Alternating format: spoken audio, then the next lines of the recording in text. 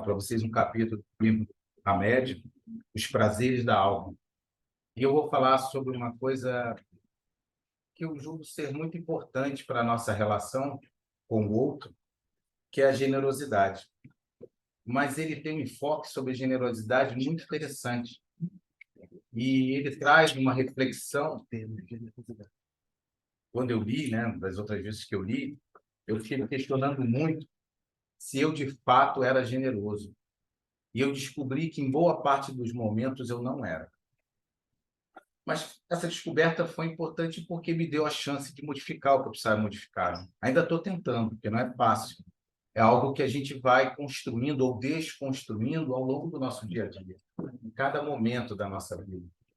Na verdade, tudo que a doutrina nos propõe aqui nos livros, enfim, a que nós façamos ou que a gente pense a respeito, não é algo para a gente pensar aqui, sair, fazer e resolver a vida. Se fosse assim, todo mundo que está aí há 20, 30 anos na doutrina já seria espírito puro. Eu até falei isso lá na aula, lá em cima. Todo mundo já seria espírito puro, né? Então, a doutrina espírita só teria iniciantes. Com 5, 6 anos, pronto, virava espírito puro e ia embora, estava mais uma leva. E não é assim que acontece. Porque essa transformação, essa mudança, requer muita coragem. E requer uma coisa que eu pouco falo nessa casa, que é autoconhecimento. Requer requer um dispêndio de energia muito grande. Requer a gente sair de uma zona de conforto estabelecida. Quando eu falo zona de conforto, do que eu estava falando, a pessoa engraçada, eu estava sem entender o que era zona de conforto. Se é zona de conforto, é bom. Para que eu vou sair da zona de conforto? Está confortável, né? Mas é justamente isso. Ela nos leva a um estado transitório, onde a gente não tem que demandar esforço.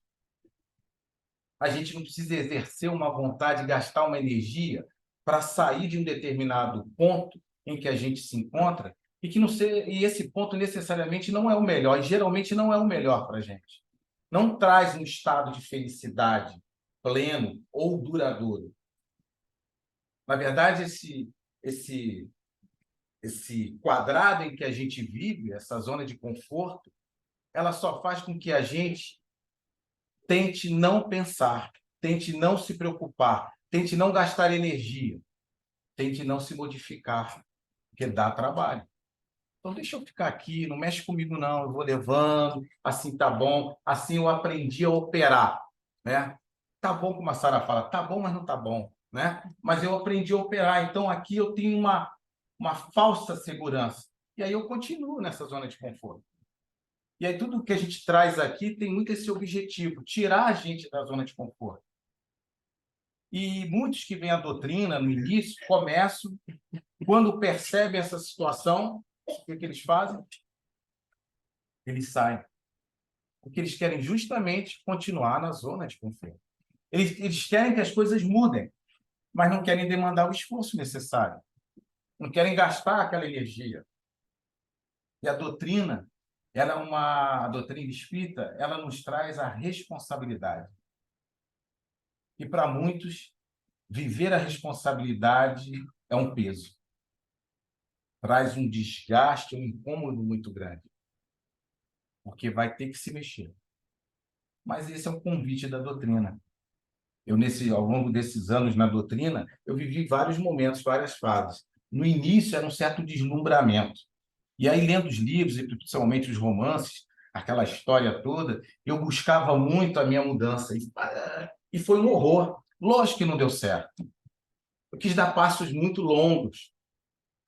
Eu me tornei o chato da família, porque eu achava que tinha uma verdade, que o que eu falava deveria ser entendido pelos outros. E muitas vezes os outros não entendiam. Aquilo me aborrecia muito, me incomodava. Depois que eu passei dessa fase ilusória de quem entra na doutrina, achando que detém conhecimento, um suposto saber, né? E aí eu repito para vocês se tornam, vocês não, desculpa, nós nos tornamos chatos para aqueles que não estão dentro da doutrina. Porque a gente passa a achar que detém a verdade. Então, a gente acha que a gente tem solução para a vida de todo mundo. Só que a gente não tem, né, gente? A gente não tem solução nem para a nossa vida. Como é que eu vou me arvorar a dar solução e pitaco na vida dos outros. Já pararam para pensar nisso? Lá em cima a gente estava falando sobre isso. A gente é mestre em arrumar solução para a vida dos outros, não é? Se alguém chegar pedindo um conselho, vocês têm 10 conselhos para dar, não dão? Dão até conselho extra, de coisa que nem foi perguntado, mas vocês dão pitaco também, né? Aproveita e resolve esse outro lado, não é assim? Agora eu quero entender por que a gente tem tanta solução para os outros e para a nossa vida a gente não consegue. É a tal zona de conforto. É tão bom falar da vida dos outros, falar para os outros o que eles têm que fazer, que eu não tenho que fazer esforço. O problema é do outro. Olha, tu resolve, faz isso, faz aquilo, vai, segura que é tua. E eu vou para casa tranquilo. E continuo a minha situação confortável. Eles devem estar pensando, mas esse cara falou que ia falar de generosidade, não falou até agora, né? Está enrolando, será que ele esqueceu o que ia falar? Não, porque eu vou ler também parte do livro, né? Que eu não sou bobo, então eu vou ler. Mas a generosidade, vocês vão entender que tem tudo a ver com o que eu estou falando. Então vamos lá para a Hamed. A generosidade não consiste em doar de forma abundante e descontrolada, mas em como e quando doar adequadamente. Será que a gente faz isso? Quando a gente está lá nos nossos melhores dias, que nós somos extremamente generosos? A criatura generosa é alguém que aprendeu a auxiliar os outros sem se ver obrigada a tomar para si os infortúnios que não lhe pertencem. Socorre os sofredores sem emaranhar-se na sua problemática emocional. Procura ser condescendente com as aflições alheias, mas não se envolve nela. Difícil, hein? Ou melhor, não tenta carregar a cruz do mundo nas atividades que visam abrandar as dores terrenas. O generoso não vive dilemas, pois aprendeu que não é necessário sofrer como um mártir, mas somente ser solidário e estar disposto a cooperar com as pessoas e apoiá-las, sempre em tudo o que estiver ao alcance de suas possibilidades físicas e psicológicas. Difícil, né, gente? Nós somos generosos, de fato. A gente não mistura as estações quando está com outra ajudando. Quando eu pensei aqui, eu pensei em família, porque família a gente tem um envolvimento emocional danado, né? É difícil separar as coisas dentro de uma família. E isso é para todas as relações. Mas na família em especial é difícil. Aquele limite do quadrado se mistura. Por isso é difícil viver em família, porque o tempo de convivência é maior. E aí você ser generoso, olha que interessante, sem interferir na individualidade, na capacidade que o outro tem. É muito difícil. Que digam os pais, né? Como é difícil manter uma certa distância psíquica do problema do outro, entendendo que o outro tem direito de ser como ele é, de entender o mundo, interpretando o mundo do jeito que ele pode interpretar. Gente, isso é muito difícil para a gente. Isso passa por uma aceitação, a diferença. E nós temos uma enorme dificuldade de aceitar o outro como ele é. Hoje eu estava falando lá em cima de uma coisa crucial na relação humana, que é o auto-amor, que passa pelo autoconhecimento. A gente está querendo ajudar as pessoas, tentando mudar as pessoas. Esse é o primeiro erro. A primeira coisa para a gente ajudar alguém é se ajudar. E a gente só pode se ajudar se a gente se conhecer. A gente só pode amar o outro, ou seja, ser generoso com o outro, se nós primeiro aprendermos a amar a nós. Nós temos uma grande dificuldade de nos aceitarmos como somos. Às vezes a gente finge que aceita. Fala para todo mundo as nossas qualidades. Esconde os nossos defeitos. E assim a gente vai vivendo numa zona de conforto ilusória daquilo que não somos. Falta autenticidade para a gente. E é disso que Hamed fala aqui. Eu achei que eles estiveram ao alcance de suas possibilidades físicas e psicológicas. É muito difícil a gente também saber das nossas capacidades, dos nossos limites. Quantas vezes a gente se desdobra em tentar ajudar o outro e a gente se prejudica, e o pior do que se prejudicar, a gente se desequilibra, se desestabiliza. E aí o que acontece? A situação piora mais ainda, porque a gente quer ajudar, se desestabiliza, dependendo do nosso perfil, a gente passa a querer impor o outro essa mudança, porque a gente não sabe lidar com a situação. E aí a nossa relação, a nossa convivência vira um caos, onde ninguém se entende. Para auxiliar, não precisamos passar todo o tempo obcecados por pessoas de quem gostamos. Pessoas que gostamos, ou que pelo menos achamos que gostamos, elas são capazes. Elas vivem dilemas, como nós também vivemos. Mas elas são capazes. Elas têm um direito dado por Deus para resolver seus problemas. E, no fundo, elas querem resolver seus problemas. Elas querem ser autoras da sua própria história. No máximo, a gente é um coautor. Mas nós não podemos ser os autores da vida dos outros. Será que a gente vive com os outros dessa forma?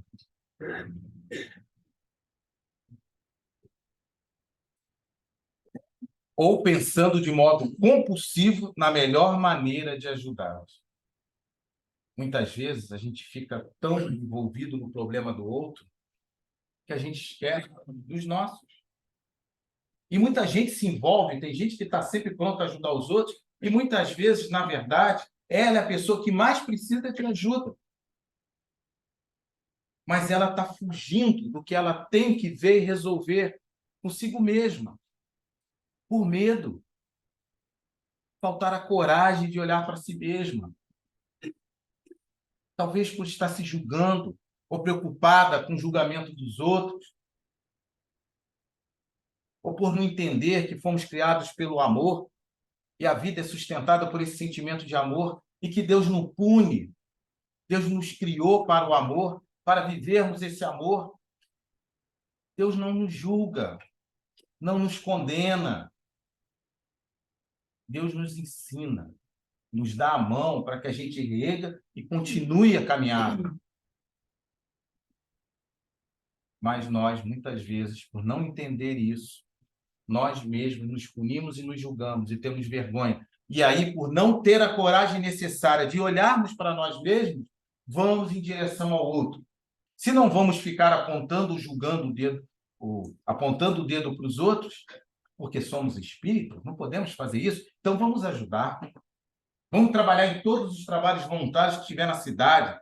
Vamos participar de todas as atividades que a casa tenha filantrópica, porque dessa forma eu vou me resolver. Não. Tudo isso ajuda. Se você estiver com lucidez. Isso tudo são instrumentos e possibilidades para que você exerça a caridade para ter condições de se olhar.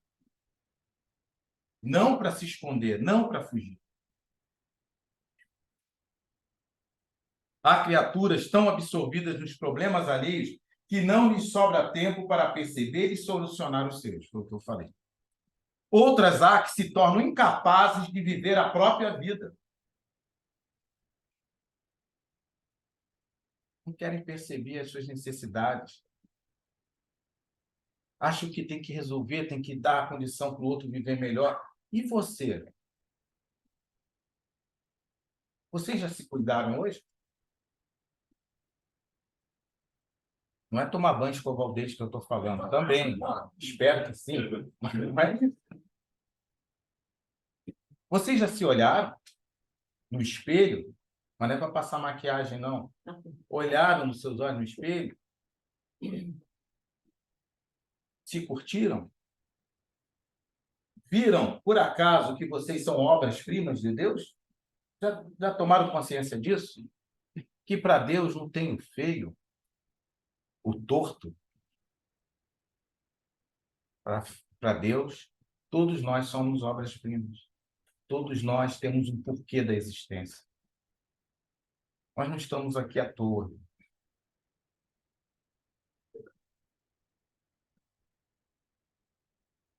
Sentindo-se responsáveis por todos os conflitos de parentes e amigos, não permitindo que eles se responsabilizem por seus atos.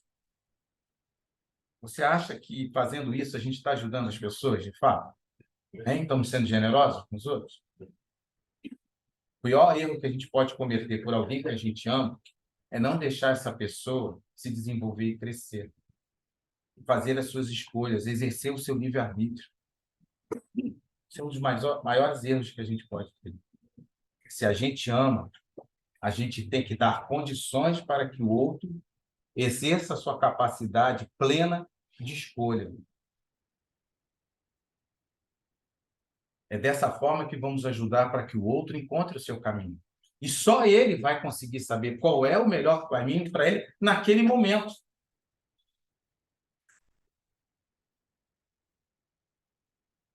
Carregam o fardo dos outros, não lhes dando a oportunidade de aprender por si mesmos. Aí.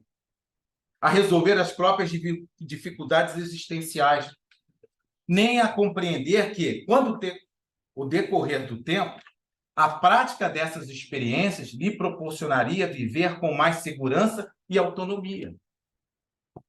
Quantos adultos hoje se encontram inseguros, precisando do aval de outras pessoas ao seu lado, porque não têm segurança íntima de decidir, porque não exercitaram isso ao longo da vida, porque outras pessoas disseram o tempo todo o que eles deveriam de fazer para que suas vidas fossem melhor. Não deram autonomia. São pessoas que vivem uma vida sem autenticidade, não são autênticos. Eles repetem o que os outros dizem para ele fazer. E quando há uma situação na vida em que ele tem que decidir por si só, ele não consegue. Ele é extremamente inseguro, incapaz de decidir.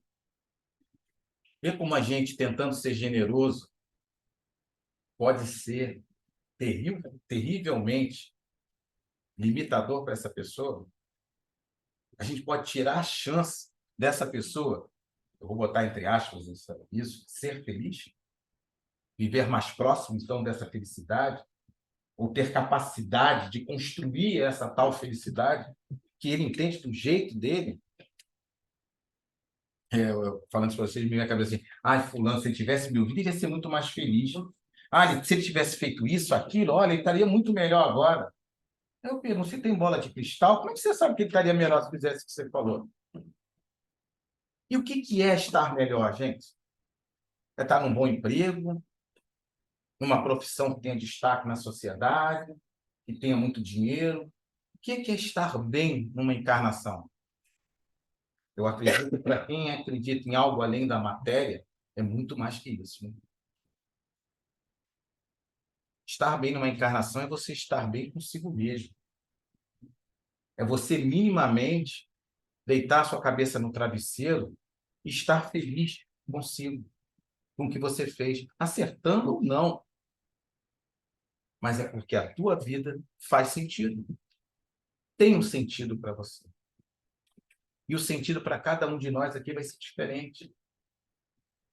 Talvez a gente, na hora de ajudar, quer mostrar para o outro o sentido da vida do outro. Não tem como, gente. Não tem como.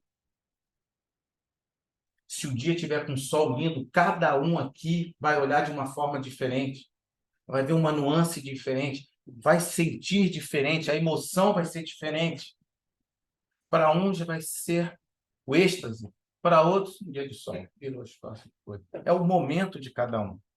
E uma coisa que me traz muito conforto é saber que a gente não é estático. Depois que eu descobri isso, que eu tomei assim, uma coisa disso, eureka, foi muito bom. Eu mudo o tempo todo, que bom saber que eu posso mudar, mas que eu também posso dar continuidade a coisas que façam sentido para mim. Isso é fantástico, isso é libertador. E para ser generoso, nós temos que dar esse aval para a pessoa. Nós temos que libertar essa pessoa dessa insegurança. que não traz a felicidade para essa pessoa. E aproxima muito mais ela de um estado de tristeza, desânimo, apatia, infelicidade, do que uma pessoa que tem a segurança de escolher, independente do resultado, se vai ser bom ou ruim, mas tem a capacidade e a coragem de escolher. Vou pular um pouco. Não, deixa eu só esse aqui que eu acho interessante. Uma das ferramentas básicas que podemos utilizar em benefício das pessoas é manter certa distância psíquica delas. Muito interessante. Eu já tive várias situações na vida, né? Mas tem uma que me chamou a atenção. Tenho, né? Pessoa que é de um relacionamento que eu gosto muito,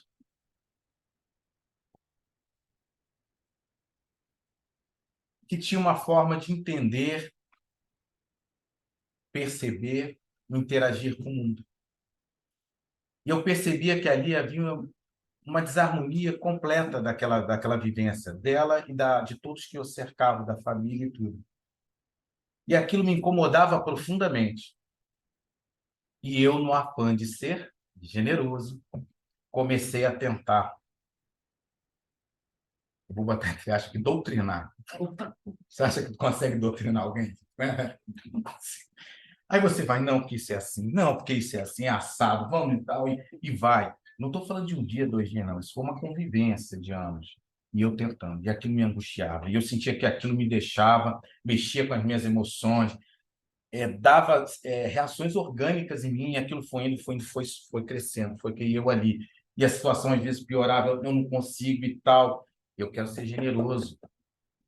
Eu sou espírita, eu posso ajudar essa pessoa e tal, e a oração é nome caixinha, é nome não sei aonde, é nome... E vamos, Frei José, não sei o quê. É engraçado, eu estou até rio agora, né? Mas assim, não... É isso, gente.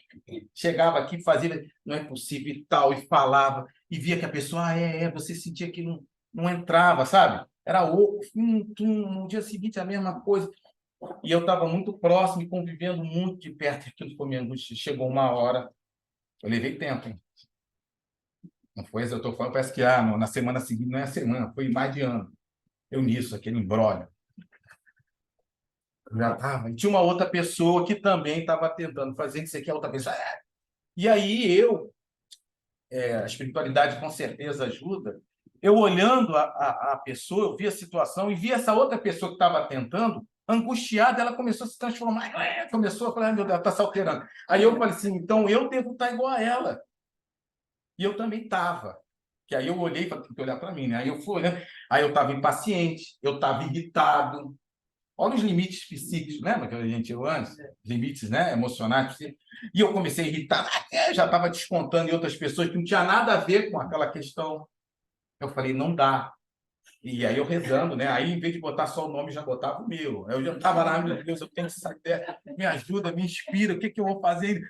E porque eu quero muito que a pessoa dê certo, as coisas deem certo. Onde estava o meu erro, hein?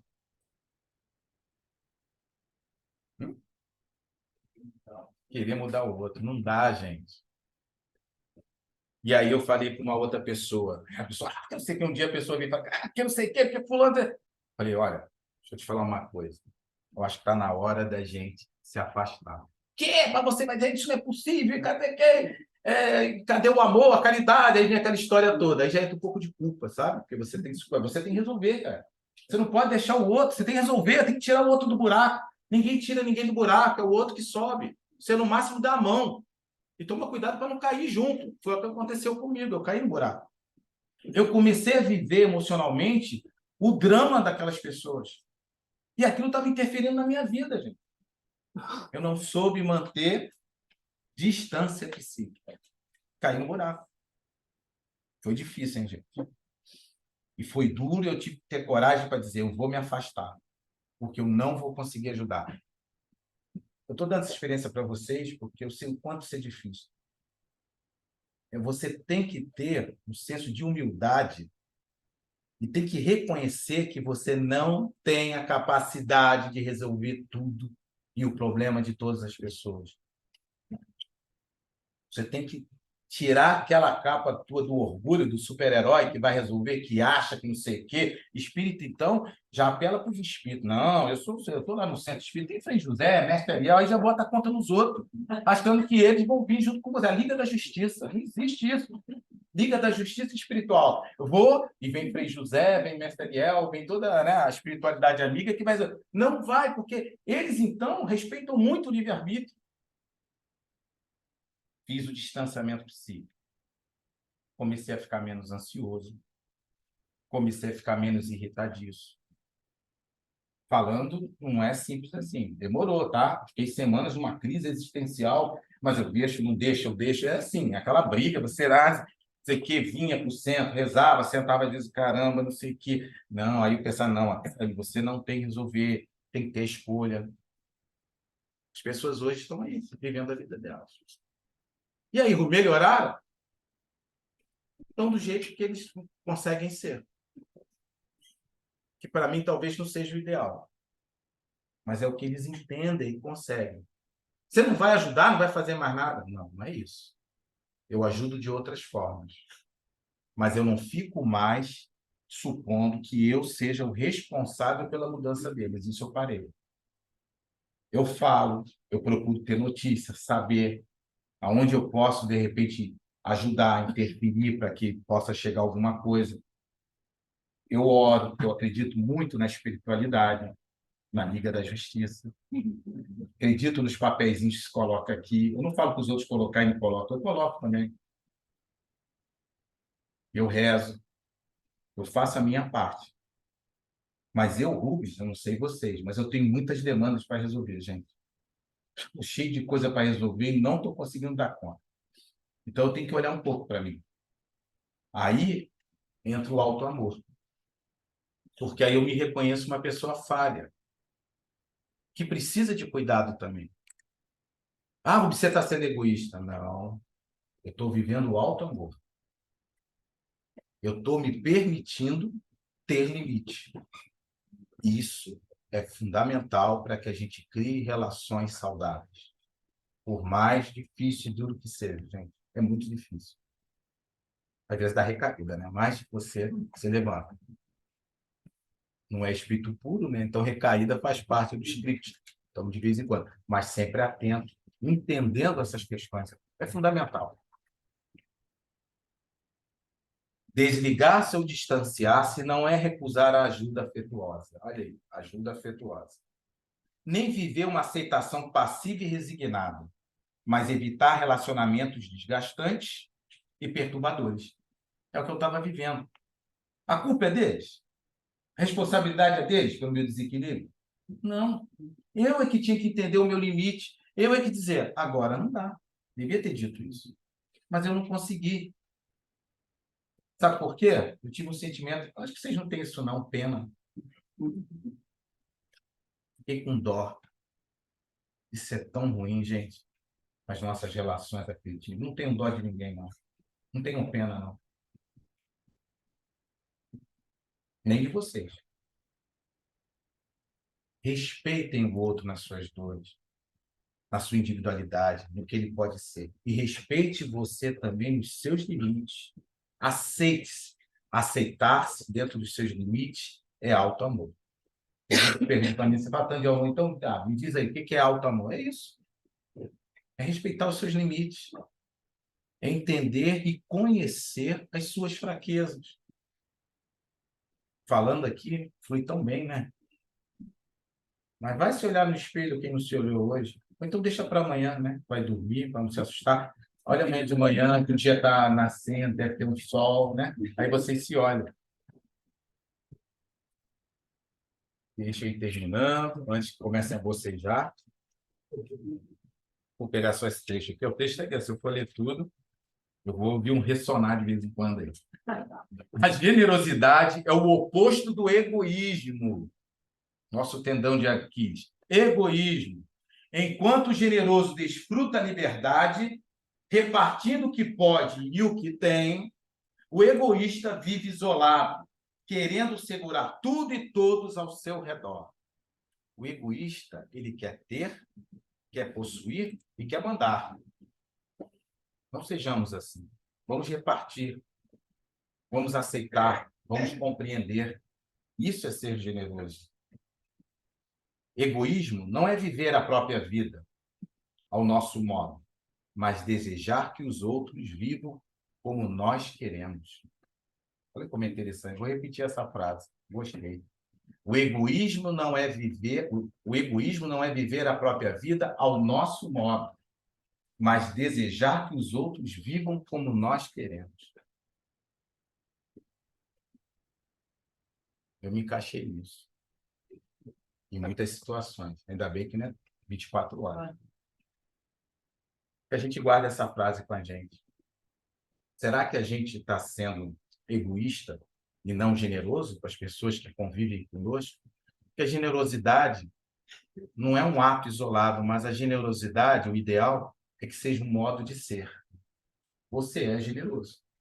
Você está generoso ao longo do dia. É uma postura diante da vida. É uma postura diante de si mesmo. É uma postura diante do outro.